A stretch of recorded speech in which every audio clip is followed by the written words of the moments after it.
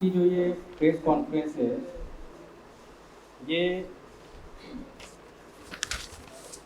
बहुजन क्रांति मोर्चा एवं भारत मुक्ति मोर्चा द्वारा आयोजित बहुजन मुक्ति पार्टी के समर्थन में बहुजन नायक मान्यवर कांशीराम साहब के 15वीं स्मृति दिवस के अवसर पर विशाल महारैली का ये आयोजन किया गया है 9 अक्टूबर को। इसका स्थान जो है वो है माता रमाबाई अंबेडकर मैदान, लखनऊ। यहाँ पर ये रैली होने जा रही है।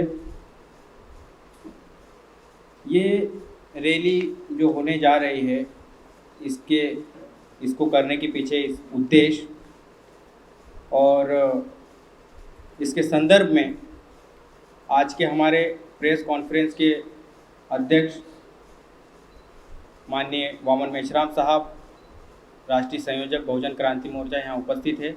मैं निवेदन करूँगा कि इसके बारे में अपनी बात।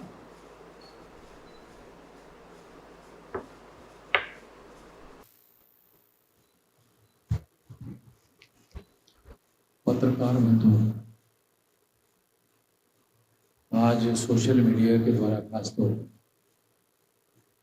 ये पत्रकार परिषद आयोजित की गई है और ये पत्रकार परिषद खासतौर पर 9 अक्टूबर को मान्यवर कांशीराम जी की 15वीं स्मृति दिन के मौके पर एक विशाल महारैली का आयोजन किया गया है रमाबाई मैदान के अंदर। तो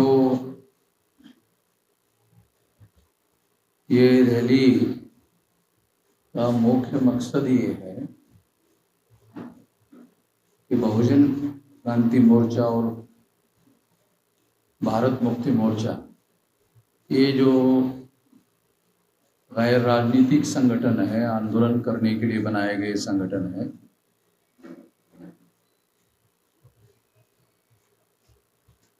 उनके माध्यम से ये रैली आयोजित की गई। बहुजन क्रांति मोर्चा राजनीतिक संगठन नहीं है, भारत मुक्ति मोर्चा राजनीतिक संगठन नहीं है, मगर हम लोगों ने ये निर्णय किया कि 2022 के चुनाव में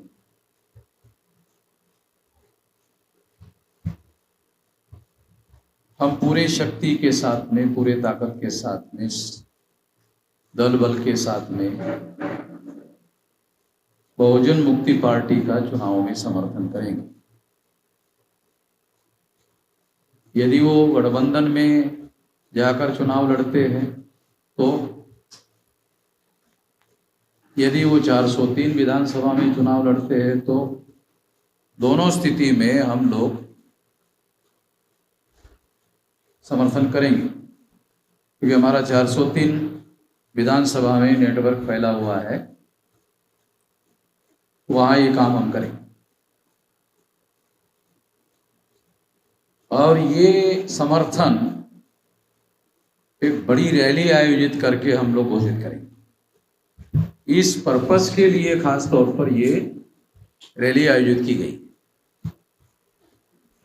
इस संबंध में आप लोगों के सवाल हो सकते हैं। यदि आप लोग सवाल पूछें तो उसका जवाब दीजिए। एक एक करके सवाल पूछिए। क्या विधानसभा की सभी सीटों पर ये दल जो है इलेक्शन के लिए कोई उम्मीदवार उतारेगा? बहुजन क्रांति मोर्चा और भारत मुक्ति मोर्चा ये अपने बैनर के तहत कोई कैंडिडेट नहीं उतारेगा।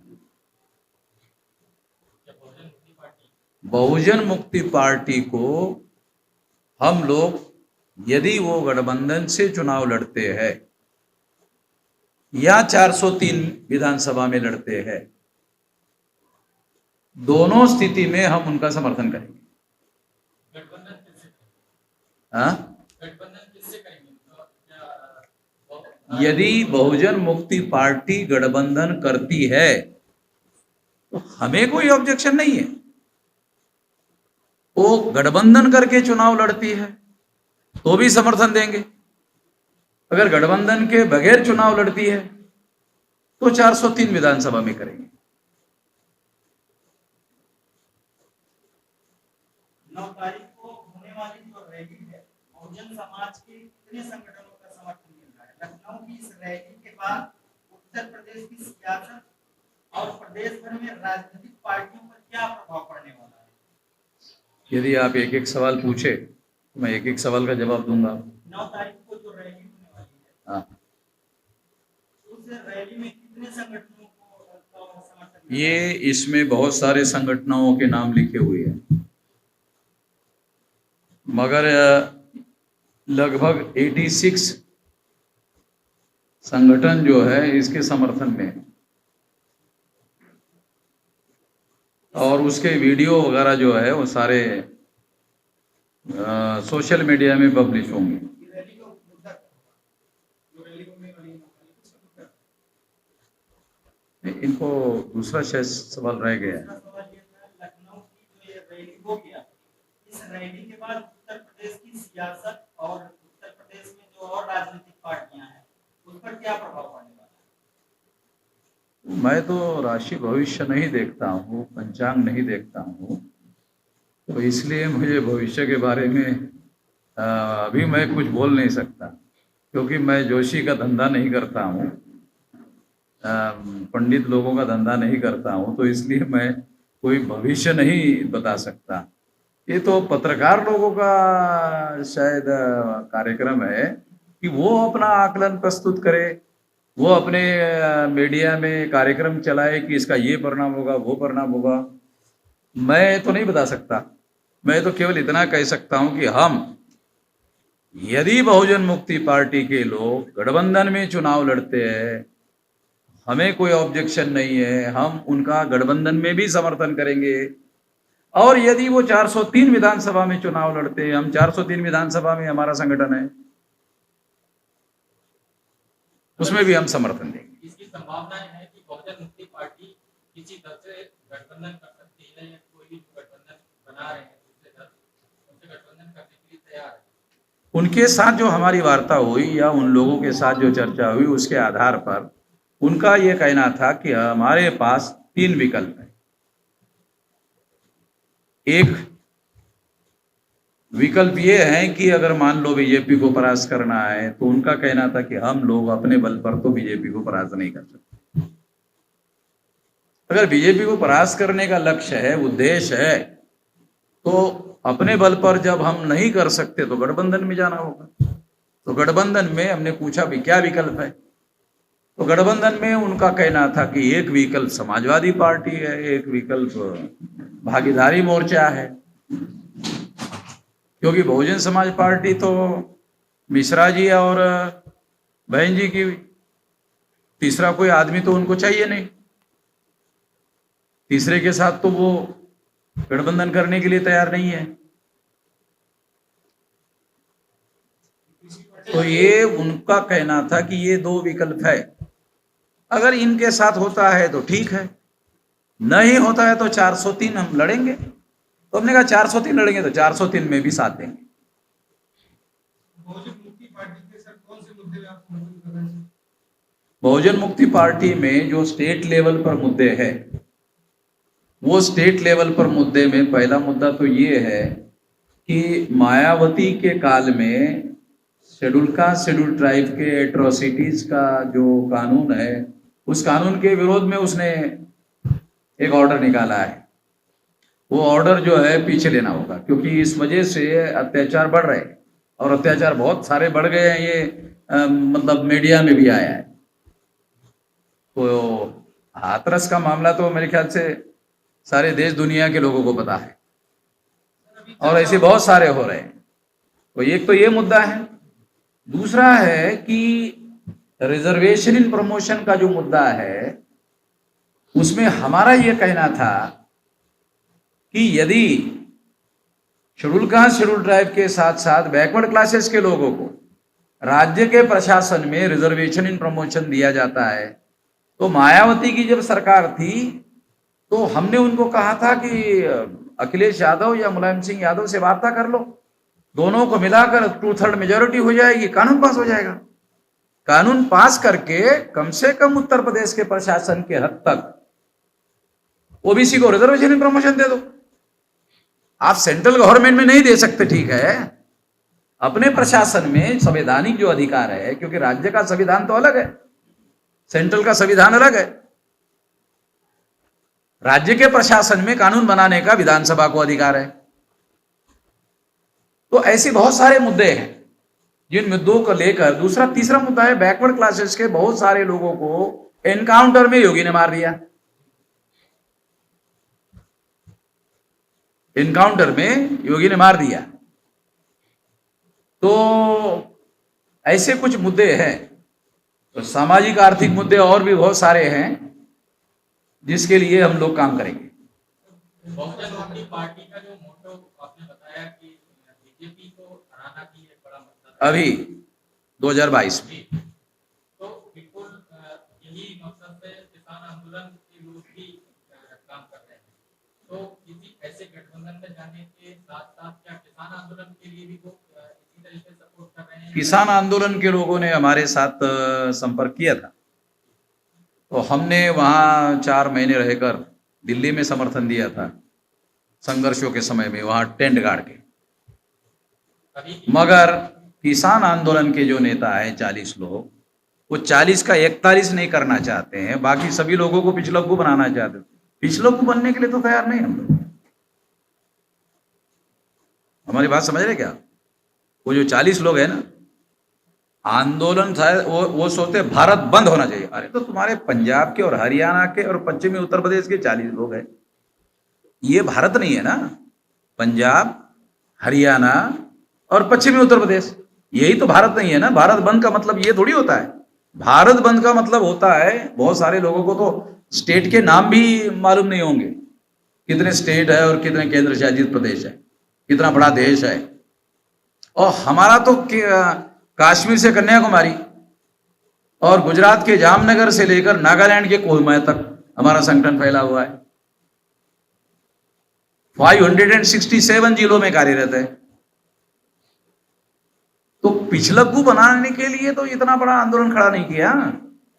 आपको याद होगा काशीराम जी ने जब मुलायम सिंह जी को मुख्यमंत्री बनाने का ऐलान किया था, तब वाम से 13 स्टेट में 140 जिलों में थी, तब बनवाया था। अभी 31 स्टेट में 567 जिलों में 4000 से ज्यादा तहसीलों में 22,000 से ज्यादा ब्लॉक में और 1.5 लाख से ज्यादा गांव में है। किसान आंदोलन से आपकी क्या डिमांड है, मतलब क्या चाहते हैं? अरे मैं तो किसान का बेटा हूं, किसान की समस्या है, सही है उनका कहना सारा। वो कारपोरेटाइजेशन जो करना चाहते हैं, वो सारे किसानों को भूखमरी के कगार पर पहुंचाकर उनकी जमीनों को हड़पना चाहते हैं। 1956 को आपको याद होगा, नेहरू ने जमीन पर सीलिंग लगाने का कानून बनाया था। तो किसानों को जमीन मिली, किसान जमीन के मालिक हो गए। अब दोबारा वो जमीन जो है किसानों से लेकर उद्योगपतियों को देने का कार्यक्रम चल रहा है। ये जो कानून है वो इसके तहत है, तो हम तो इसके विरोध में हैं। मगर इसके विरोध में होने का क्या मतलब है? पिछड़ों बनने के लिए तो नहीं है ना। इसी सिलसिले में हम पूछ रहे हैं कि आप उनसे क्या चाहते हैं कि जो इसको अरे भाई, आप ऑल इंडिया का किसान आंदोलन बनाओ, हमारा ये कहना है। ऑल इंडिया का किसान आंदोलन बनाओ तो सारे देश के लोगों को शामिल करो ना। एक सारे 500 अगर मान लो संगठन है, तो एक समन्वय समिति बनाओ सेंट्रल लेवल पर, कि 500 संगठन वहां हो, एक एक आदमी वहां हो। गलत है बात ये। अब 500 जिलों के 500 संगठन अगर शामिल होते हो तो भारत बंद करना कितना आसान हो जाएगा। केरला में अगर केरला बंद करना है, पंजाब के लोग जाकर के केरला बंद कर सकते हैं। केरला के लोग चाहिए ना, उसमें नहीं लगेंगे।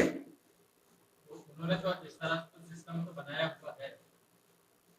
ठीक है, आपको ज्यादा जानकारी, हमसे जानकारी नहीं। हम तो 4 महीने तो वहां टंट गाड़ करके आ गए हैं।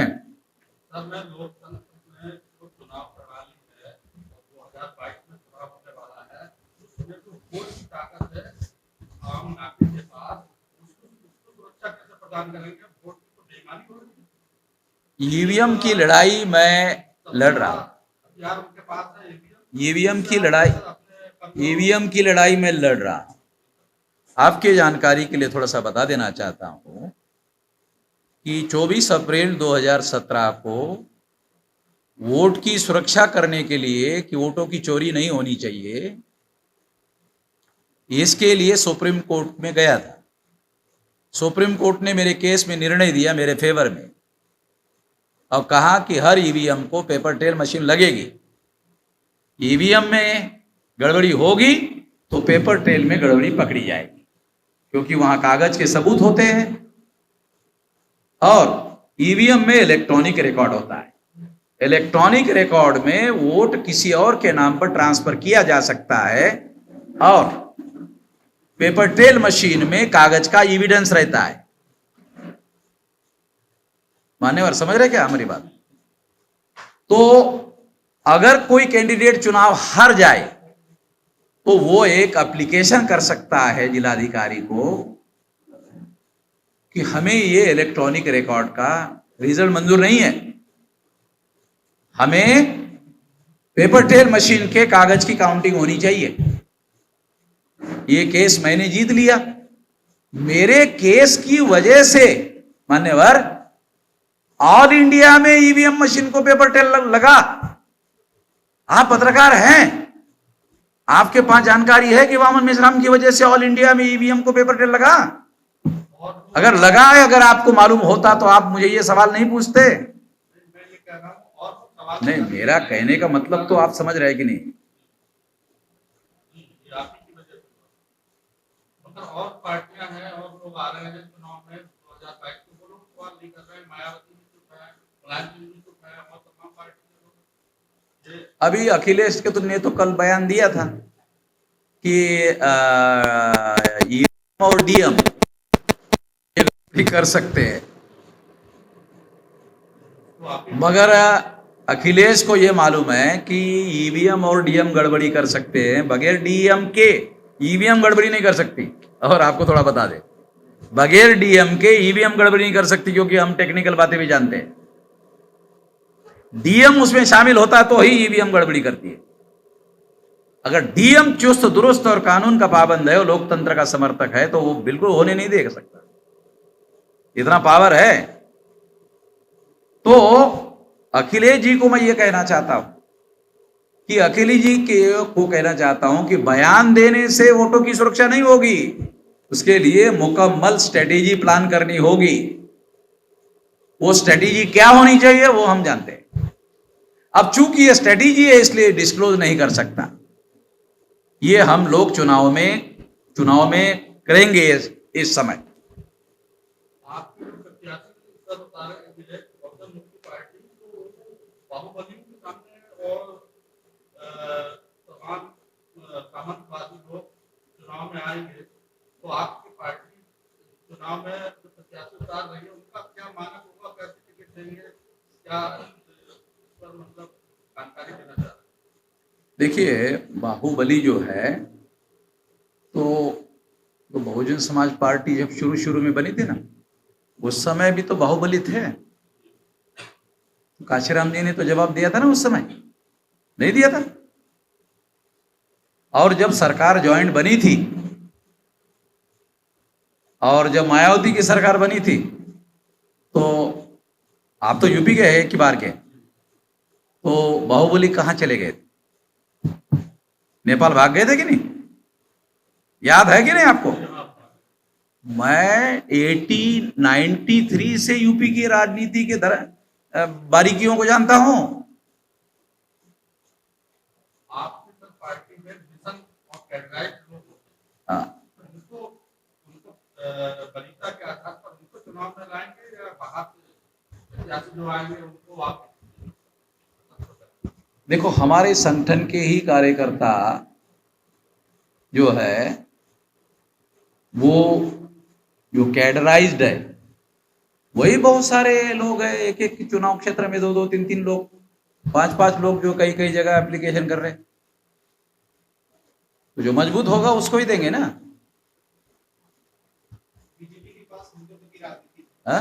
बीजेपी के पास हिंदुत्व की राजनीति, ऐसे में आप मुकाबला कैसे करेंगे? बीजेपी या आरएसएस या विश्व हिंदू परिषद जिसको हिंदुत्व कहते हैं वो ब्राह्मणत्व है, और मीडिया वाले उसको हिंदुत्व प्रचार करते रहते हैं और ब्राह्मणों का बचाव करते रहते हैं। मैं मीडिया कर्मियों को ये अनुरोध करता हूं कि वो हिंदुत्व को ब्राह्मणत्व लिखना शुरू करे,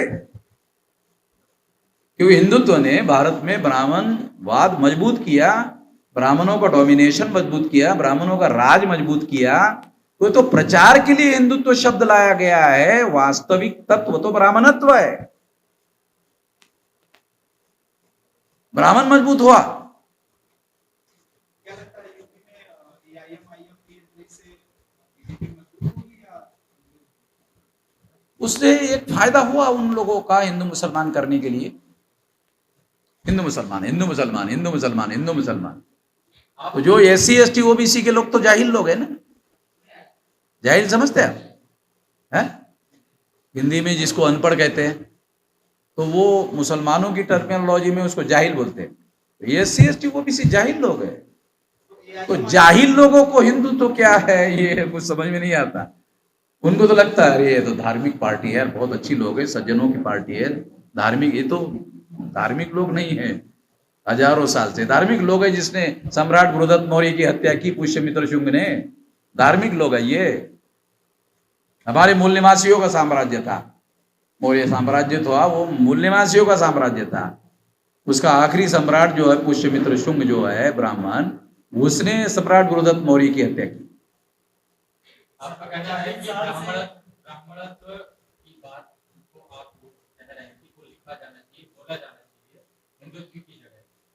अब बहुजन मुक्ति पार्टी अगर किसी और से गठबंधन करती है, जिससे भी करती है, समाजवादी पार्टी या कोई भी अन्य दल, तो क्या आपको लगता है कि उनके अंदर ब्राह्मणवाद नहीं है?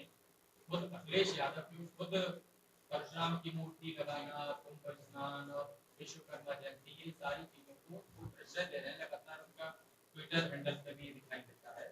तो ऐसे में उनके अंदर तो बेसिकली ओबीसी के बीच के ही दल है, तो उनके बीच जो ये ब्राह्मणवाद है, इससे कैसे तालमेल बैठे? अब ये सवाल मान लो अखिलेश जी ऐसा कर रहे हैं, तो ये सवाल अखिलेश जी को पूछने वाला नहीं है क्या? आप अखिलेश जी ऐसा कर रहे हैं वो सवाल मुझे पूछ रहे हैं। आप ये पूछ सकते हैं, आपसे इसलिए पूछ रहे हैं क्योंकि इसकी संभावनाएं देखी जा रही है कि वो बीजेपी को परास्त करने के लिए एक दल अपना खुद का भी एक उद्देश्य है, और आप भी चाहते हैं, बहुजन मुक्ति पार्टी भी चाहती है, और इस बेस पे गठबंधन हो सकता है, ऐसी संभावनाएं हमारे पास रिसर्च का डाटा अवेलेबल है। जब अखिलेश जी की सरकार आई थी तब भी 57% ब्राह्मणों ने बीजेपी को वोट दिया। 7% वोट है ब्राह्मणों के, 52% से ज्यादा है ओबीसी के। यूपी के आंकड़े बता रहा हूं, 7% है ब्राह्मणों के और 52% तो ऑल इंडिया का परसेंटेज है ओबीसी का। उत्तर प्रदेश का कम ज्यादा हो सकता है, मगर ब्राह्मणों से तो ज्यादा ही है। मैं ये कहना चाहता हूं कि यदि अखिलेश जी ओबीसी के लोगों को अपने साथ में लेने के लिए कोई अभियान चलाते तो नॉन यादव ओबीसी के लोग भी उनके साथ बड़ी संख्या में आते। ये तो जो टोटल 17% है उसका 57% वोट जो है बीजेपी को पड़ा था जब अखिलेश जी की सरकार बनी थी। अखिलेश जी की जब सरकार बनी तब भी ब्राह्मणों ने 17% से ज्यादा वोट नहीं दिया। 17% का मतलब है 17% का मतलब है 83% वोट ब्राह्मणों के समाजवादी पार्टी के विरोध में थे। हमारे पास उसका सारा रिसर्च का डाटा है, उसके आधार पर बोल। और इसमें कोई फर्क नहीं पड़ने वाला।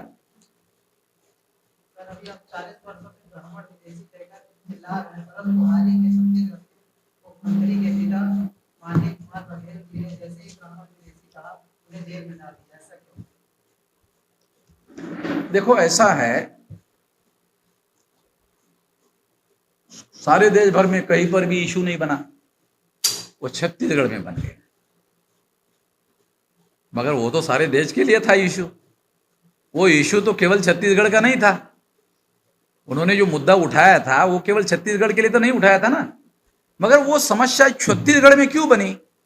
वो है बैकवर्ड क्लासेस के, उनका लड़का मुख्यमंत्री है, कांग्रेस के अंदर है, और कांग्रेस के अंदर एक गुट ऐसा है टीएस बाबा का, वो मुख्यमंत्री बनना चाहता है, तो उन्होंने उसको हवा दिया।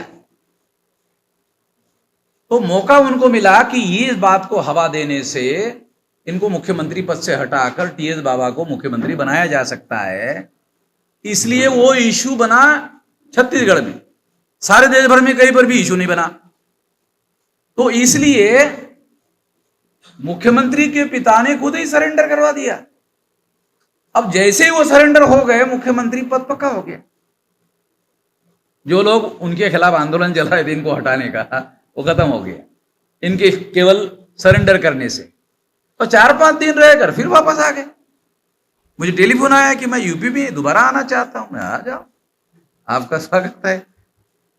अगला सवाल सर मीडिया को लेकर है। हाँ, 2014 में जब चुनाव था तो बीजेपी को मजबूत करने के लिए और उसको प्रोजेक्ट करने के लिए जो इलेक्ट्रॉनिक मीडिया और प्रिंट मीडिया है, खबर और टीवी चैनल में सारे ये अखबार में उन्होंने सिर्फ मोदी जी के ही बारे में बातें। और 2022 में विधानसभा का चुनाव है और योगी के बारे में भी अभी एक्सप्रेस में खबर छपी थी कि योगी के नेतृत्व में उत्तर प्रदेश का मतलब कि बढ़ाया जा रहा है, जबकि वो उस एक्सप्रेस के फ्रंट पेज पे कलकत्ता के ओवरब्रिज का तस्वीर छापा गया था, अमेरिका की फैक्ट्री का तस्वीर छापा गया था। यानी कि दूसरे देशों के विकास को भारत का विकास बनाकर दिखाकर प्रोजेक्ट किया जाता है। इस पर आप क्या कहते हैं? देखो, मूलतः भारत के विकास के एजेंडे से मैं सहमत नहीं। मैं ये सहमत ना हूं, इसके लिए कारण बताता हूं। और शायद भारत में पहली बार कोई आदमी जो है कि विकास के विरोध में बात कर रहा है, ऐसा सुनने को मिलेगा। तो उसका कारण बताता हूं। 1945 में बाबा साहब आम्बेडकर ने what Gandhi and Congress have done to untouchable नाम का किताब लिखा। और वो किताब उन्होंने विदेशी लोगों को संबोधित करते हुए लिखा। उसमें उन्होंने कहा कि आप कांग्रेस के आजादी के आंदोलन का समर्थन कर रहे हैं, यूरोपियन लोगों आप समर्थन कर रहे हो, कांग्रेस का, गांधी का, नेहरू का। वो कह रहे हैं, गांधी जी कह रहे हैं, नेहरू जी कह रहे हैं, क्या कह रहे हैं? वो कह रहे हैं कि हमारा आंदोलन फ्रीडम ऑफ द कंट्री के लिए है, फ्रीडम ऑफ द कंट्री। तो बाबा साहब आम्बेडकर ने अमेरिकन लोगों को जो समर्थन कर रहे थे, यूरोपियन लोगों को समर्थन कर रहे थे, उनको पूछा कि गांधी जी और नेहरू जी को पूछो कि आपका आंदोलन फ्रीडम ऑफ द कंट्री का है या freedom of the people of the country का है? तो उन्होंने तो पूछा नहीं। तो अब इन्होंने क्या किया, आजादी मिलने के बाद अब फ्रीडम का आंदोलन तो नहीं बोल सकते, तो उन्होंने फ्रीडम के जगह डेवलपमेंट शब्द डाल दिया। फ्रीडम ऑफ द कंट्री के बजाय डेवलपमेंट ऑफ द कंट्री। अच्छा, अंडर डेवलपमेंट कौन है? SC, ST, OBC, minority. उनको डेवलपमेंट कहने से क्या लगता, हमारा होगा डेवलपमेंट, क्योंकि वो अंडर डेवलप है। जो अंडर डेवलप है उनको लगता है हमारा डेवलपमेंट हो जाएगा, ये डेवलपमेंट का जो एजेंडा है, ये डेवलपमेंट होगा तो हमको फायदा होगा। अब आप बताओ, 4 लेन, 6 लेन, 8 लेन अगर रोड बन गया, मान लो योगी के राज में या मोदी के राज में बन गया, तो उसमें लिखा होता है इस पर साइकिल नहीं चला सकते, इस पर मोटरसाइकिल नहीं चला सकते, इस पर बैलगाड़ी नहीं चला सकते। तो साला तुम बना रहे हो, उस बनाने में टैक्स का पैसा खर्चा कर रहे हो। हम गरीब से गरीब आदमी भी टैक्स दे रहा है। गरीब आदमी टैक्स कैसे देता है? गरीब आदमी टैक्स देता है, नमक खाता है ना। टाटा को, अंबानी को, बिरला को पूछो, तो डॉक्टर उनको सलाह देते हैं थोड़ा नमक कम खाना। क्यों? पैसे की थोड़ी कमी है हमारे पास, कम खाने के लिए बोल रहे हो। नहीं नहीं नहीं, पैसे का मुद्दा नहीं है। तुम क्यों कह रहे हो? नमक ज्यादा खाने से ब्लड प्रेशर बढ़ता है, इसलिए कम खाने के लिए बोल रहे हो। और गरीब आदमी के पास जब सब्जी नहीं होगी तो नमक के साथ रोटी खाता कि नहीं? हम तो देहाती लोग हैं ना, हमको तो अनुभव है ना नमक के साथ रोटी खाने का। तो नमक के साथ जो आदमी रोटी खाता है वो ज्यादा नमक खा लेता है, तो उसका ब्लड प्रेशर क्यों नहीं बढ़ता? नमक तो वही है, वो इसलिए नमक से ब्लड प्रेशर नहीं बढ़ता गरीब का। ब्लड हो तब तो प्रेशर हो, साला ब्लड ही नहीं, साला प्रेशर कहां से होगा? गरीब के शरीर में ब्लड ही नहीं, साला प्रेशर कहां से होगा? है? अब जो बात मैं समझाना चाहता हूं सुन लीजिए, बहुत इंपॉर्टेंट बात है। हम लोग डेवलपमेंट ऑफ द कंट्री जो स्लोगन है कांग्रेस का और बीजेपी का, इसके विरोधी है। हम development of the people of the country के समर्थक है। ये डेवलपमेंट में फंडामेंटल चेंज होना चाहिए, और इसके लिए क्या होना चाहिए? Development of the people of the country में क्या होना चाहिए? पहले साधारण लोगों को क्या चाहिए? रोटी चाहिए भरपेट, कपड़ा चाहिए, घर चाहिए। दुनिया भरेगा सारा development development development development development. इनको 83 करोड़ लोग भूखमरी या अर्ध भूखमरी में जी रहे हैं। ओवर ब्रिज बन रहा कि नहीं? मेट्रो आ रहा है कि नहीं? अब वो गरीब आदमी जो भरपेट खाना नहीं का मेट्रो में बैठेगा? बैठेगा क्या? तो डेवलपमेंट का वो स्लोगन होना चाहिए जिससे आम आदमी के डेवलपमेंट का कार्यक्रम होना चाहिए। अब देखो, आपको टेस्ट के लिए बताता हूं, एग्जाम्पल के लिए बताता हूं। जब कोविड की महामारी आई तो हॉस्पिटल में जगह मिल रही थी? नहीं मिल रही थी। क्यों? प्राइवेटाइजेशन में हॉस्पिटल का भी प्राइवेटाइजेशन शुरू कर दिया। प्राइवेटाइजेशन होने की वजह से गवर्नमेंट फैसिलिटी खत्म हो गई, इसलिए बेड की संख्या घट गई। तो बेड की संख्या घटने की वजह से लोगों को एडमिशन नहीं मिल रहा था, इस वजह से लोग मरे। अच्छा, मरे कहां? हॉस्पिटल के बाहर, गेट के बाहर मरे, एडमिशन ही नहीं हुआ। अब उनको हॉस्पिटल में एडमिशन ही नहीं हुआ तो रिकॉर्ड में मरने वालों का आंकड़ा कैसे आएगा पत्रकार जी? अल्लाह, अंदर मरेगा तब तो डाटा आएगा। जब वो हॉस्पिटल के बाहर मरेगा तो वो तो आदमी उसको जलाने के लिए लेके जाएगा, उसका रिकॉर्ड आएगा क्या? तो सरकार ने डाटा हॉस्पिटल का बताया, नहीं एक भी नहीं मरा। अरे बराबर है भाई, एक भी नहीं मरा होगा, तुमने एडमिशन ही नहीं दिला। तो रोटी, कपड़ा और मकान ये सुनिश्चित होना चाहिए डेवलपमेंट में आम आदमी के लिए। दूसरा, और क्या होना चाहिए आगे? शिक्षा, स्वास्थ्य, रोजगार। आम आदमी के डेवलपमेंट का बता रहा हूं, क्या होना चाहिए? मेट्रो, ये वो। अरे मगर आम आदमी को ये रोटी, कपड़ा और मकान, शिक्षा, स्वास्थ्य और रोजगार। हमारे लोग, कोई आदमी मुझे बताओ देश में जो मेहनत करने के लिए डरता है? हाँ भाई पत्रकार जी, हमारे आदमी मेहनत करने के लिए डर रहे हैं कि वे मेहनत के बगैर हमको खाना दो।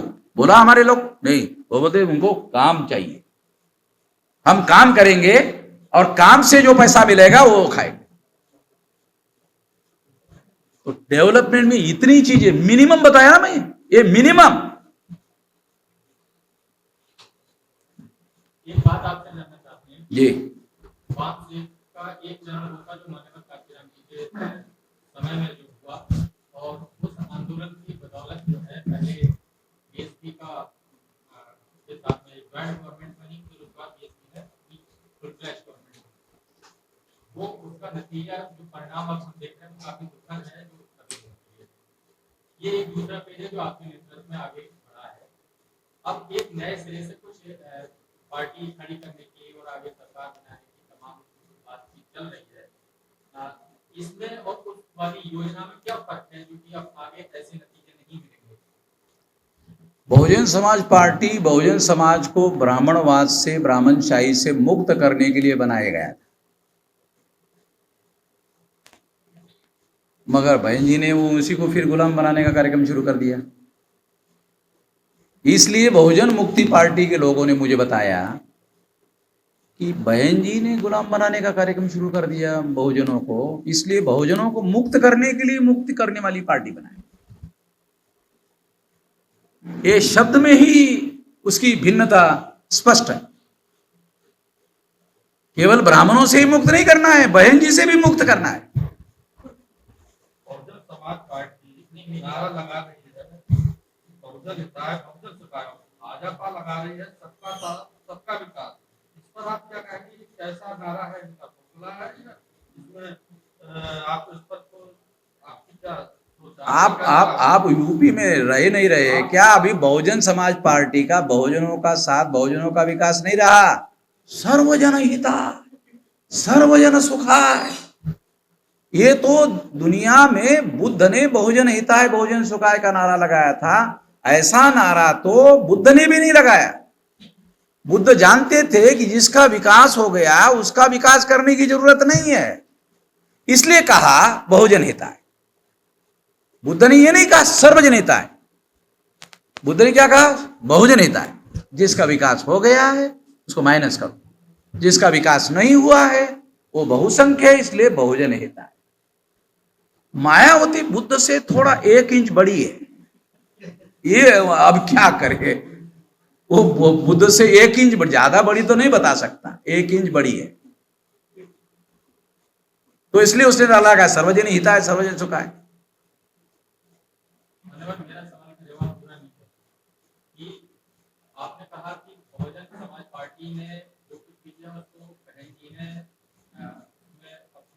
बहुजन समुदाय को गुलाम बनाना शुरू कर दिया, लेकिन हम ये जानना चाहते हैं वो रणनीति, वो शिक्षा, वो तालीम, वो योजना, वो विचार दर्शन जिसके आधार पर बहुजन आंदोलन मानव काशीराम के समय में चला था, उसमें और अब में क्या फर्क है कि कोई एक व्यक्ति ने उस आंदोलन को खराब कर दिया क्या?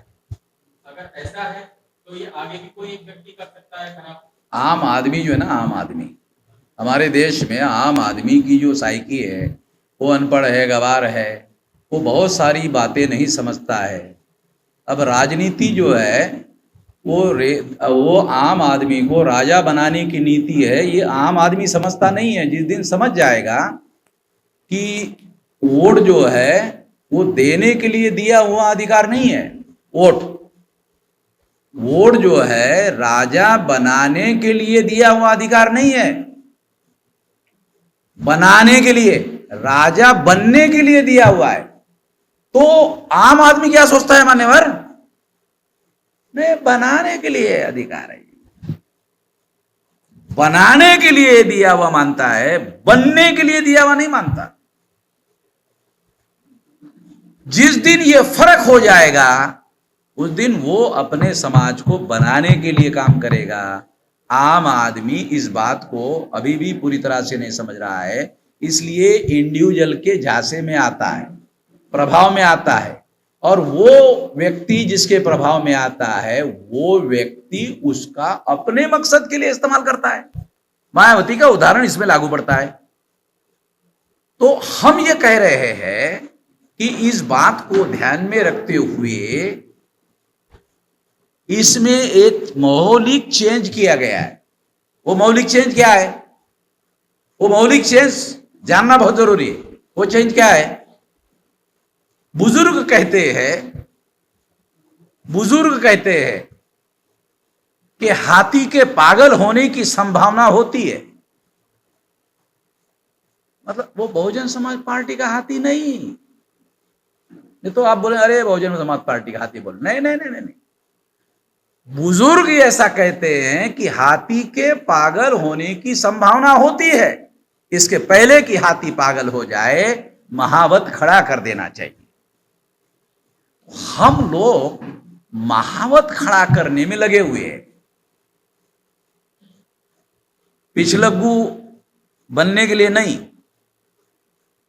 बहुत सारे लोग उस समय इन बातों को नहीं जानते थे, तो वो पिछलग्गू बनने का काम करते रहे बहन जी का, फिर उसके ही पिछवाड़े पे लात मार के भगा दिया। जितने भी पिछलग्गू थे ना मायावती के साथ में, वो उनको भी पिछवाड़े पे लात मारा मायावती ने। एक समय आया। अब ये जो है वाम से भारत मुक्ति मोर्चा, बहुजन क्रांति मोर्चा जो है, ये महावत खड़ा करने का कार्यक्रम है, अपने उद्देश्य और लक्ष्य को पूरा करने के लिए। ये फर्क है। इसलिए हम क्या कह रहे हैं? हम बहुजन मुक्ति पार्टी को समर्थन बाहर से देंगे। फर्क समझ में आ रहा है? बाहर से देंगे, पिछलगू बनकर नहीं देंगे। तो ऐसा तो पहले भी रहा है। गलत बात है, हम लोग चलाने वाले में से है भाई। शिवपाल जी शामिल होंगे इस बार? हाँ? इस बार शिवपाल जी शामिल हुए कि नहीं इस रैली? पर्चा मिला क्या? नहीं मिला? देना चाहिए ना। कार्यकर्ता इसमें शिवपाल जी का तो कोई नाम है नहीं है। बहुत लोगों के नाम है मगर शिवपाल जी का नाम नहीं है इसमें। जो 9 अक्टूबर को आप रैली बुला रहे हैं, बहुत बड़ा सम्मेलन बुला रहे हैं लखनऊ में, उस पर कोई मैसेज देना चाहेंगे क्या मैसेज? हमारा तो सबसे बड़ा मैसेज ये है कि अब की बार उत्तर प्रदेश का चुनाव केवल चुनाव नहीं है, सेमीफाइनल है। 2022 सेमीफाइनल है, 2024 में फाइनल है। जो लोग सेमीफाइनल में हार या जीत जाएंगे वो लोग 2024 में हार या जीत जाएंगे। इतना इंपॉर्टेंट है। और इस बात को ध्यान में रखते हुए उत्तर प्रदेश का जो इलेक्टोरेट है, मतदाता है, उसको वोट करना चाहिए। जहां तक पंचायत राज में बीजेपी का एक जगह 4था नंबर आया, एक जगह 5वां नंबर आया, एक जगह 6वां नंबर आया, एक जगह 7वां नंबर आया, तो पंचायत राज में तो लोगों ने बता दिया कि ये हमारे नंबर में शामिल बीजेपी नहीं है। मगर मेरा अभी आकलन ये है कि चुनाव तो बीजेपी जीतेगी, क्योंकि बीजेपी के विरोध में कांग्रेस, समाजवादी, बहुजन समाज पार्टी, भागीदारी मोर्चा, चार जगह हिस्सेदारी होगी। उधर तो एक ही हिस्सा है, ये 4 जगह वोट डिवाइड होगा। तो इसलिए ज्यादा संभावना है बीजेपी के ही चुनाव जीतने की, ज्यादा से ज्यादा। अखिलेश जी का यह कहना कि जनता ने फैसला कर लिया है बीजेपी को हरवाने का और समाजवादी को जितवाने का, अगर यही सोच उनका रहा तो रिजल्ट के दिन पश्चाताप करने का समय आएगा। अभी लिख लो, इसको रिकॉर्ड कर लो। एक और लाइव चल रहा है। हाँ, आप इसका मतलब तो ये हुआ कि अगर जो आपने जैसे कहा कि सेमीफाइनल में जो जीतेगा वही फाइनल में भी हाथबाजी मारेगा, तो अगर ये संभावना है कि भारतीय जनता पार्टी इस सेमीफाइनल में जीतने जा रही है, तो 24 के चुनाव में भी वो फाइनल निश्चित रूप से यही मैं कहने जा रहा हूं। और ये समझदारों को इशारा है कि समझो, इसके लिए कह रहा हूं। अगर आप अपनी पिटाई करवाना चाहते हो, के लिए ये कौन से लेवल का मैच है? सेमीफाइनल, क्वार्टर फाइनल, फाइनल, किस तरह? नहीं, ये तो हम कह रहे हैं, हम तो बहुजन मुक्ति पार्टी के कोई अधिकारी नहीं है। हम कह रहे हैं बामसेब की तरफ से, भारत मुक्ति मोर्चा की तरफ से, बहुजन क्रांति मोर्चा की तरफ से कि ये सेमीफाइनल है, और इसलिए हम उन लोगों को साथ देने के बारे में सोच रहे हैं जो लोग बीजेपी को परास्त करने के बारे में रणनीति बनाएंगे। इसलिए बहुजन मुक्ति पार्टी के लोगों ने कहा कि हमारा अपने बल पर बीजेपी को परास्त करना संभव नहीं है, तो हम गठबंधन में जाएंगे। कोई गठबंधन परास्त कर सकता है, नहीं कर सकता है, इसकी संभावनाओं पे कभी गठबंधन के 2 नतीजे होंगे जो बहुत इंपॉर्टेंट है। वो क्या है? बहुत फंडामेंटल है। पहला,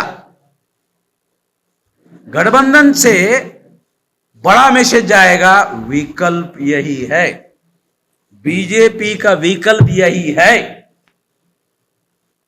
तो इसका असर क्या होगा मालूम है? इसका असर 19% मुसलमानों के ध्रुवीकरण पर होगा। बस यही डिसाइडिंग फैक्टर होगा।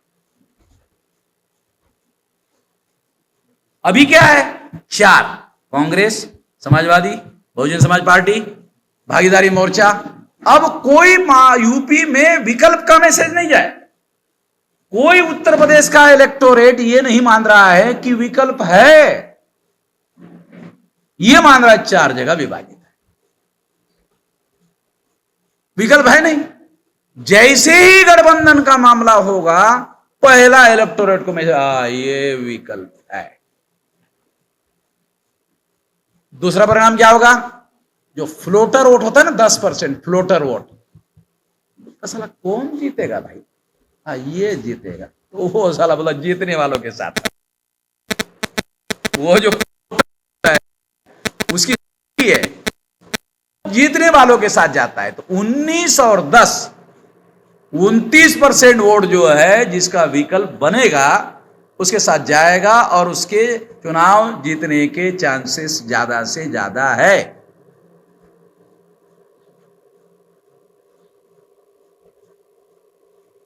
कोई सवाल हो? बहुजन समाज पार्टी का जो कार्यकाल रहा, या बहुजन समाज पार्टी ने जो भी काम किया, उसके काम का क्या हासिल लगता है कि आज है? उत्तर प्रदेश के मतदाताओं ने 19 विधानसभा की सीटें उनको जितवाकर, और 19 में से 12 लोग पार्टी छोड़कर जाने के बाद यह सिद्ध हो गया है। फिर भी पूछ रहे हो? नहीं, मैं ये नहीं पूछ रहा हूँ। अरे लोकतंत्र में मालिक कौन है? जनता है कि नहीं? जनता ने 19 सीटें दी, और अपना क्या नाम, मिश्रा जी कह रहे 13% ब्राह्मण है, 7% तो टाइम्स ऑफ इंडिया बता रहा है कि ब्राह्मण यूपी में 7% है। मिश्रा जी कह रहे 13% है।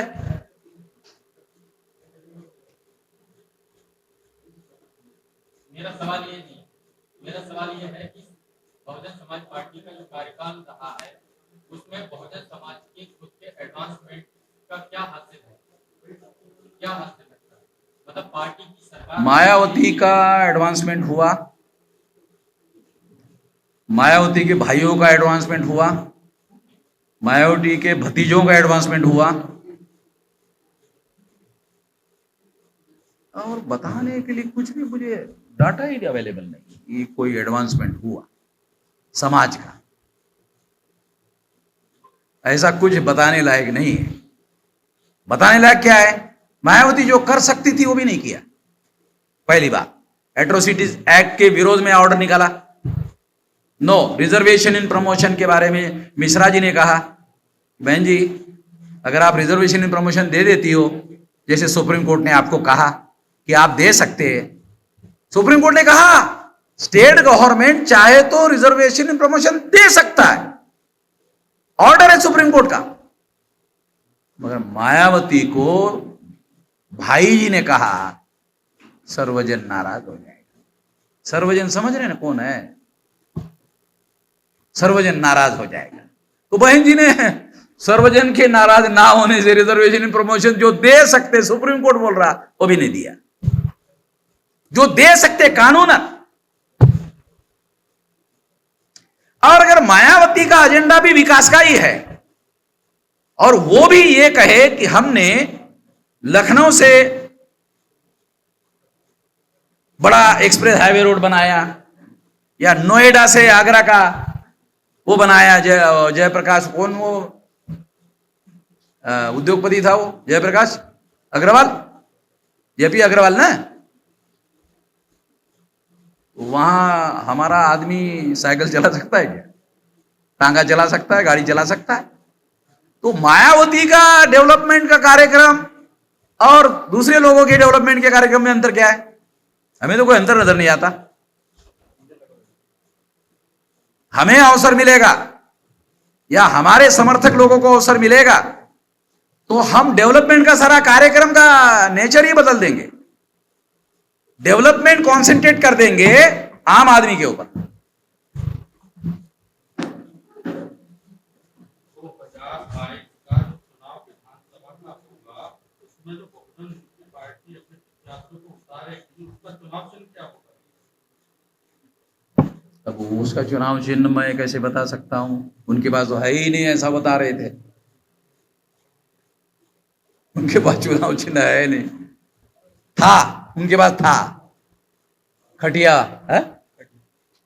अब वो चुनाव आयोग बोलता है कि अब तो खटिया ओपन हो गया, मगर पिछले विधानसभा में फिर भी 90% लोगों को खटिया ही दिया था। तो इस बार 2022 में जो पूर्ण बहुमत की किसी की भी सरकार बनने जा रही है, में आप क्या कहेंगे? काशीराम जी ने तो हमेशा लंगड़ी सरकार उत्तर प्रदेश में कोशिश की कि कोई एक सेंटर में आप बात को थोड़ा घुमाइयो मत। सेंटर में हम इधर ही है 92 से, हाँ इधर ही है हम। वो सेंटर में लंगड़ी सरकार चाहिए। सेंटर में भी उत्तर प्रदेश में अपनी सरकार लंगड़ी कैसे रखेंगे? आपकी सरकार आ रही है, हाँ आप सरकार बनाने जा रहे हैं। हम तो पार्टी नहीं है हमारे पास तो सरकार का, हम समर्थन देंगे। पार्टी को आप किस तरीके से देख रहे हैं, क्या किस तरीके से वो चुनाव लड़े? देखो गठबंधन के स्थिति में हालात उत्तर प्रदेश के बदल सकते हैं, गठबंधन के स्थिति में हालात बदल सकते हैं, मगर एक और खतरा है समाजवादी पार्टी के सामने। पोस्ट इलेक्शन स्ट्रेटेजी अभी समाजवादी पार्टी के पास नहीं है, बिफोर इलेक्शन स्ट्रेटेजी भी पर्याप्त नहीं है। पोस्ट इलेक्शन में बीजेपी को बहुमत नहीं मिला तो बहन जी को मुख्यमंत्री बना देंगे। ये खतरा अभी भी समाजवादी पार्टी के लोगों को ध्यान में नहीं आ रहा है। मायावती को कोई एतराज ही नहीं है अगर बीजेपी उसको मुख्यमंत्री बना दे। ये कोई नई कहानी तो बता नहीं रहा हूं मैं। अगर मायावती सेंटर में बीजेपी को समर्थन दे दे तो बीजेपी को यूपी में समर्थन देने के लिए क्या एतराज है समाजवादी के बजाय? मान्यवर समझ रहे क्या? तो समाजवादी पार्टी के पास अभी तक एडेक्वेट स्ट्रेटेजी नहीं है। Before election and after election, post election, दो स्ट्रेटेजी प्लान करना पड़ेगा समाजवादी पार्टी को।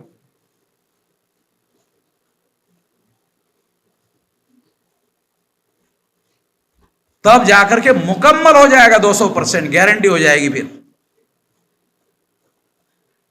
हम तो ये सारा आकलन जो है, अगर कोई गठबंधन हो जाता है उसके 8 दिन में बता देंगे किसकी सरकार आने वाली, और देखना फिर कैसे होता। गुजरात के एक संपादक ने मुझे पूछा कि अभी किसकी सरकार बनने जा रही है यूपी में, तो हमने बताया क्या बात कर। वैसे हुआ तो उसने टेलीफोन किया, अरे आपको कैसे पहले से? मैंने कहा मैं उधर जमीन से जुड़ा हूं, तुम इधर तो एयर कंडीशन रूम में बैठे हुए, तुमको क्या पता है? हम तो जमीन से जुड़े हुए हैं ना, हमको पता है ना। मैं तो 92 से उत्तर प्रदेश के जमीनी हालात की मेरे पास जानकारी है। आपने मायावती और बहुजन समाज पार्टी की काफी आलोचना बीजेपी करते भी रहे हैं, और इसी तरह की चीजें जो है बीएसपी की तरफ से संभवतः मायावती का ये चुनाव, मायावती का राम नाम सत्य होना, ये चुनाव में राम नाम सत्य हो जाएगा। हाँ ये चुनाव आप देखते रहिए, थोड़ा सा चुनाव के बाद फिर मेरा इंटरव्यू के लिए आ जाइए। मायावती का एक आरोप या बहुजन समाज पार्टी का ये आरोप रहता है कि आपका बामसेन का खासतौर से आपकी जो बातचीत रहती है वो इसके बावजूद इतनी मतलब तीखी आप बात रखते हैं, इसके बावजूद कोई सरकार जो है आपको कोई कानूनी कार्रवाई नहीं करती, और वो ये कहती है कि आप आरएसएस के लिए काम करते हैं। हमारी संगठन की जो शक्ति है ना, इससे डर लगता है, समझे? गांधी जेल में जाते जाते छोटे हो गए थे कि बड़े हो गए थे? अरे इतिहास पढ़ो भाई, गांधी जेल में जाते जाते महान हो गए थे। तो गधे लोग नहीं है बीजेपी वाले, वामन मेश्राम को जेल में भेजकर और ज्यादा महान बनाएंगे, और अगर वो महान बनाएंगे तो उनको बहुत भुगतना पड़ेगा। मैं गुजरात के जेल में जाकर आ गया हूं, तो वहां असिस्टेंट पुलिस कमिश्नर मेरे पास आके बैठा, कहने लगा अरे जब से आपने अरेस्ट करवाया सारे देश भर से हमारे कमिश्नर ऑफिस में टेलीफोन आ रहे, आपका संगठन सारे देश भर में है क्या? अरे मैंने कहा पता नहीं आप लोगों को, किसने आपको असिस्टेंट कमिश्नर बनाया भाई? हा? तो बड़ा साहब ठाकरे को अरेस्ट क्यों नहीं करते थे? कांग्रेस क्यों अरेस्ट नहीं करती थी? जानते हो ना, बॉम्बे जल जाएगी। तो हमारी जो संगठन की ताकत है, वो अभी नहीं बताया आपको, 31 राज्यों में, 567 जिलों में, 4,000 से ज्यादा तहसीलों में, 22,000 से ज्यादा ब्लॉक में और 1.5 लाख से ज्यादा गांवों में।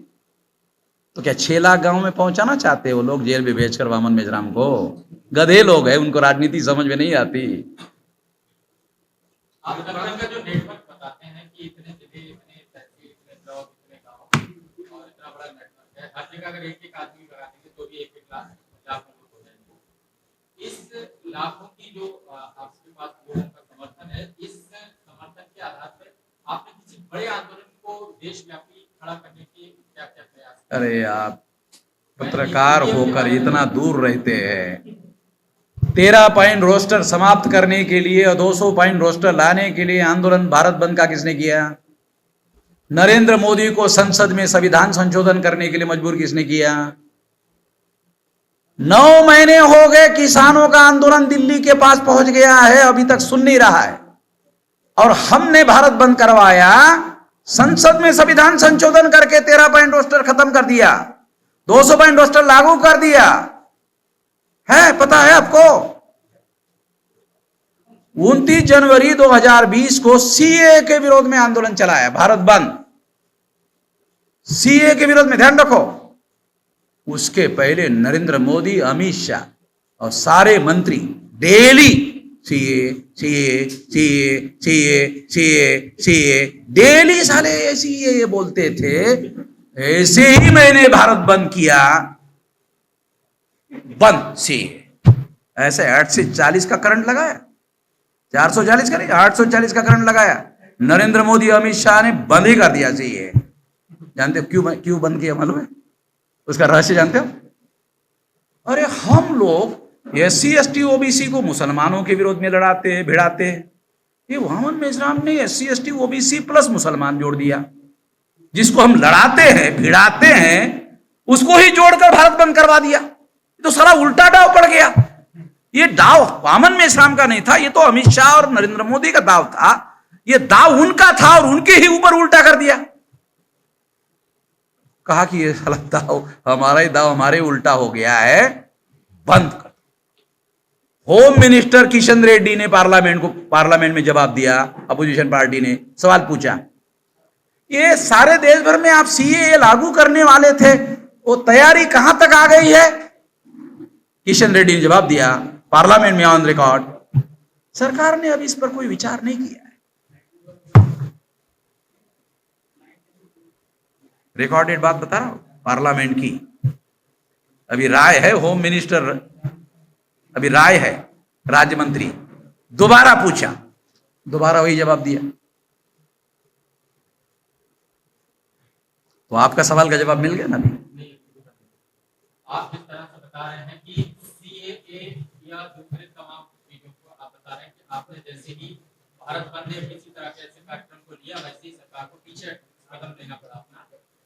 इसी तरीके का मामला जैसे कि प्राइवेटाइजेशन का है, जिससे कि बहुत बड़े पैमाने पर बहुजन समुदाय को ही सबसे बड़ा नुकसान होना है इसमें। ऐसे किसी मुद्दे जिसमें कि रोजगार इफेक्टेड होगा, जिससे कि उनकी अर्थव्यवस्था, उनका जीवन स्तर प्रभावित होगा, ऐसे मामले पे आपने कोई उनको पीछे कदम हटाने के लिए मजबूर क्यों नहीं किया? क्योंकि ये बीजेपी और कांग्रेस और बीजेपी दोनों का एक ही एजेंडा वाला कार्यक्रम है। ये केवल बीजेपी का कार्यक्रम थोड़ी है, ये केवल कांग्रेस का कार्यक्रम थोड़ी है। और बीजेपी के साथ जो गठबंधन वाले लोग हैं, कांग्रेस के साथ जो गठबंधन वाले लोग हैं, वो तो उनके साथ लगे रहते हैं, इसलिए वो भी उनके साथ ही जाते हैं।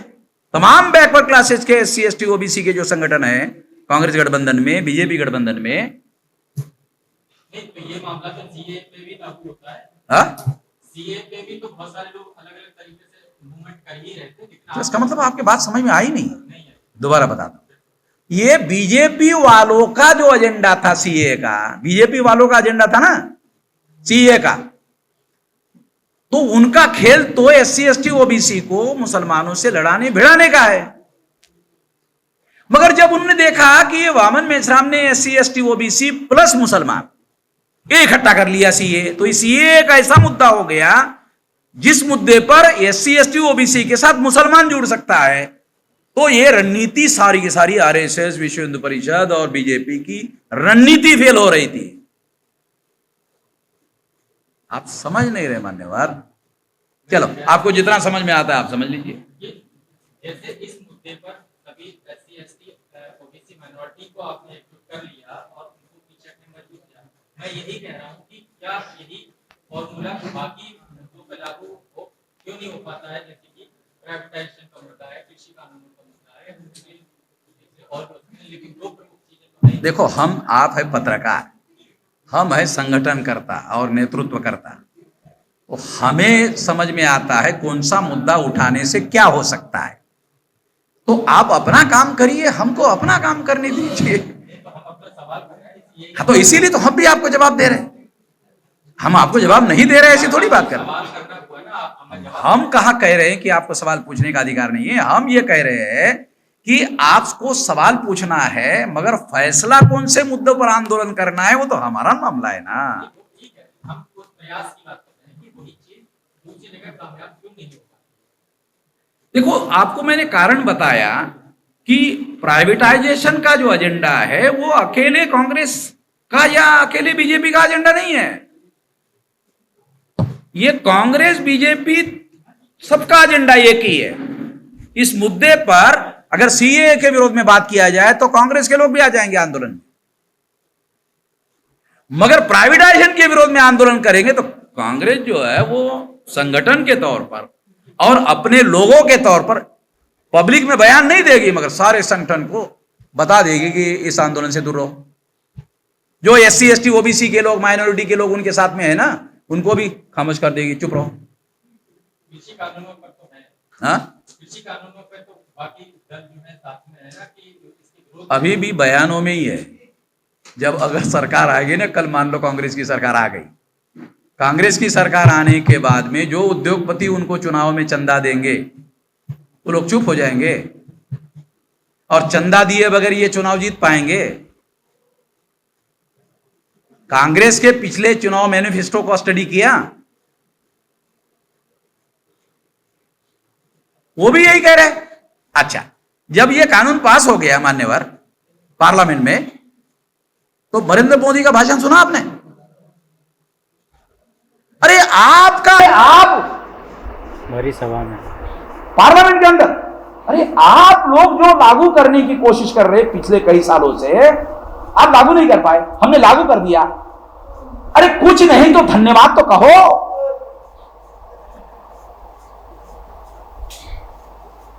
आपने 90 में लेबर लॉ बनाया, ड्राफ्ट पड़ा हुआ है, हमने अमल कर दिया, धन्यवाद तो कहो। विरोध कर रहे हो, आप ही का पार्लियामेंट में रखा हुआ ड्राफ्ट जो है हमने अमल करवा दिया। अब इसमें आ रहा है, प्रैक्टिकल बता रहा हूं, ये पार्लियामेंट के अंदर की बात है। पत्रकारों को ये बारीकियों को ज्यादा ध्यान देना जरूरी होता है, मुझे ध्यान देना पड़ रहा है। इश्यू तो रेज करने पड़ते हैं ना। हमारे संगठनकर्ता की जिम्मेदारी है कौन सा इश्यू कौन से समय में उठाया जाए, मगर प्राइवेटाइजेशन के लिए आने वाले समय में भारत बंद करवाया जाएगा। एक आखिरी सवाल, आज ही के दिन जो है दिल्ली में मासा करके एक पूरा मोर्चा बना है। कौन सा मासा? मजदूरों पर कोई मोर्चा बना है मजदूर संगठनों का। अच्छा, और वो इसी मामले में कोई कन्वेंशन करना है, संभावित इसी, क्योंकि इन्हीं दिनों में वो लागू किए गए नए लेबर कोड, उसमें कोई भारत बंद या हड़ताल का कुछ शायद प्रोग्राम होता है, ऐसा कुछ बनेगा तो शायद आपकी तरफ से सपोर्ट, वो हमको समर्थन मांगेंगे तो उस पर विचार करेंगे।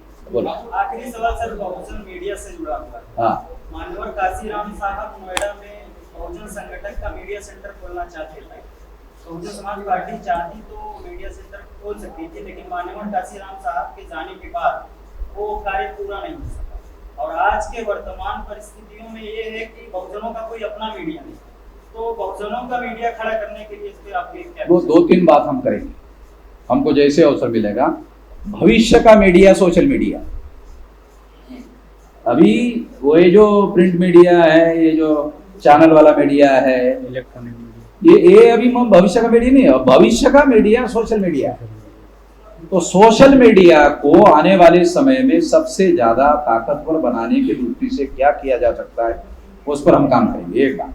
दूसरा, इसका राष्ट्रीय स्तर पर संगठन बनाएंगे, क्योंकि हमने ये देखा कि इसमें 90% जो सोशल मीडिया में काम करने वाले जो मीडिया कर्मी है वो SC ST OBC माइनॉरिटी के लोग हैं, क्योंकि यहां बहुत ज्यादा साधन संसाधन की जरूरत नहीं है। दूसरा, तीसरा, इनके ऊपर भी आने वाले समय में अन्याय बढ़ने वाला है। स्टेट का, state mean central government, state government, police वालों का अत्याचार बढ़ेगा आने वाले समय में। तो इसलिए ये 3 मुद्दे रहेंगे जिसको आधार बनाकर हम बड़ा स्ट्रेटेजी प्लान करेंगे। काशीराम साहब के बाद वाम से जो भारत में है उसके उनके बाद में आप आए हैं बड़े लीडर के वर्ग के वाम से, जहाँ भी देखो मेरे सामने वाम से। मैं ये चाहता हूँ, उनसे चाहता हूँ कि आप वाम से को क्या मैसेज देना चाहते हैं? वाम से हमारा संगठन है, वाम से को कोई मैसेज देने की जरूरत नहीं, मैं डेली उनसे बात करते रहता हूँ। धन्यवाद। सभी पत्रकार बंधुओं का बहुत बहुत धन्यवाद। अभी ये कॉन्फ्रेंस यहीं पर समाप्त होती है। धन्यवाद।